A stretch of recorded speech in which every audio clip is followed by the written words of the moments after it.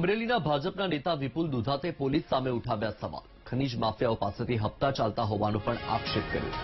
Lilia police પર ભાજપ નેતાએ લગાવ્યો ગંભીર આરોપ. લીલિયા પોલીસ સ્ટેશનમાં એસપી ઇન્સ્પેક્શન કરતા હતા ત્યારે રજૂઆત કરી. નેતા અને આગેવાનો સાથે પોલીસે ખરાબ વર્તન કર્યાનો આક્ષેપ કર્યો. ઇન્સ્પેક્શનના સમયે અગ્રણીઓ રજૂઆત કરવા પહોંચ્યા હતા.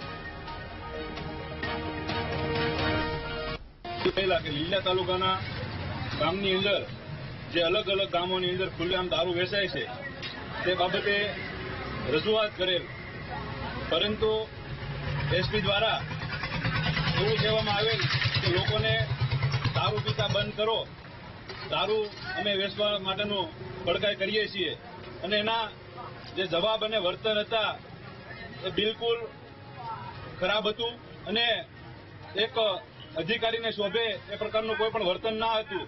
અને અમે જે રજૂઆત કરેલા એમાં લોકો ઉપર આક્ષેપ કરવામાં આવેલ કે અમે આ બધું પૈસા માટે કરીએ છીએ.